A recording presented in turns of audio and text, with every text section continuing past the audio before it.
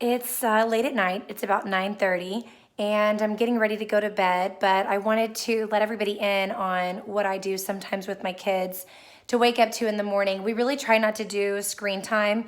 It is the easiest thing in the morning to just get up and turn on cartoons so that you can get through the morning routine of making coffee, making breakfast, packing backpacks, making snacks and packing lunches and all of that. And we're so exhausted by the end of the day. But I want to show you some things that I do sometimes just to stop, turning on the TV and starting the day with technology, but, also invite kids to play. So I started this when they were about 2.5, maybe 3, when I noticed they were getting more into imaginative play. Is sometimes at night I started setting out things for them to play with. So I just want to give you a little sneak peek here at this is the play table that I set up for them to wake up to.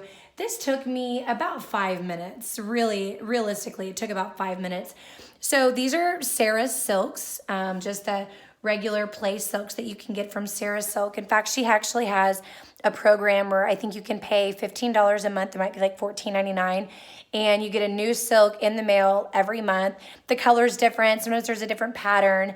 But Sarah's Silks can be anything. They're one of the best open-ended toys because you really just give it to the child, and color is inspirational. If you're a Waldorf mom, you know that Steiner talks a lot about the theory of color and how color really excites the mind, the body, and the heart, the head, heart, hands of Waldorf education. But the Sarah Silks can be, used as play mats, kind of like this, or they can be head wraps, scarves, belts, blankets. I mean, they're really like endless, which is what makes them open-ended. So there's a silk scarf over here. I grabbed a couple of loose parts, some of the toys from their toy bin, like these little magic fairies, like little miniature fairies, some of their animals from their toy bin, and little figurines that I like to collect. These are coasters just to weigh it down. I have the Grimm's wooden waves here. I have the Grimm's wooden rainbow right there. Actually, I don't think that's Grimm's. I think I got that one off of Etsy, just like this sun. I got off of Etsy. These are little wooden peg dolls that I painted for them. I went through a phase where I was painting toys for my kids like nearly every night. And that's also what this is. I painted a bunch of wooden balls that I got from Hobby Lobby. There's like $4.99. And I did the same thing with the mushrooms as well, just to inspire imagination. They're all, colored, but they're not detailed. They're not preformed like I've talked about in some other videos. They just allow for imagination. Of course, my kids are obsessed with Woody and Buzz and Rex, and so here they are. But they're not in a Toy Story world. These are figurines that have meaning to my kids from Toy Story, but they're in an alternate universe, which inspires play and inspires imagination with things that are familiar to them. So these are from Hobby Lobby. This is just a nest with some eggs I found in the clearance bin, probably for like 17 cents. I'm not even kidding. All of these things we have in the home.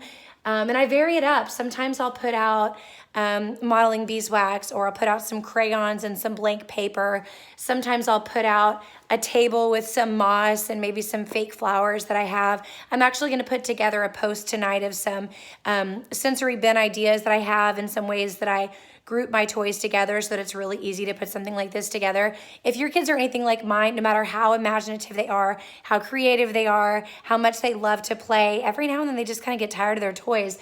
And we have a ton of toys. We've got Legos, we've got blocks, we've got magnets, we've got all kinds of stuff, and sometimes too much doesn't inspire play. You've heard me talk before that too many toys actually limits play. The less toys the child has, the more they play. All of our toys are put into separate bins that are kind of covered up. And so it's not overwhelming when you walk into the house. There's not just toys everywhere, and it's not overwhelming to the children either. When they have an idea of what they want to play with, they go to that specific bin and they take that item out and they play with it. And then that allows me as the mother to also look at things they maybe haven't played with and maybe set them up in a different way. Like they have a magnet board. Sometimes I'll bring out the magnet board, just lay it on the floor. It's actually just a piece of sheet metal. I call it a magnet board, but really it was like a piece of sheet metal from Home Depot or Lowe's. And I'll pull it out and set it on the floor. And sometimes there's things like, letter magnets and shape magnets that you can get from, the dollar store. Sometimes I'll put Melissa and Doug magnets on there, maybe the dinosaurs, their animals, the food, whatever it is.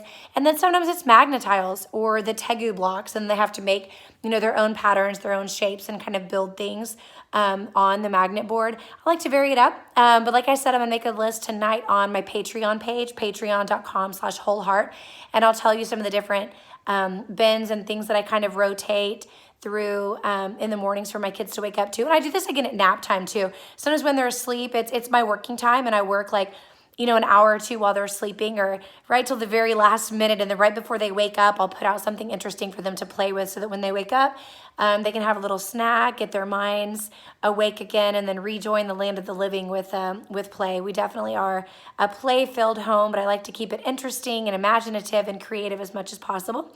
If you haven't checked out my podcast yet, you can go to Apple, Spotify, or Anchor Podcast, Whole Heart Crunchy Parenting. You can tell I'm so tired.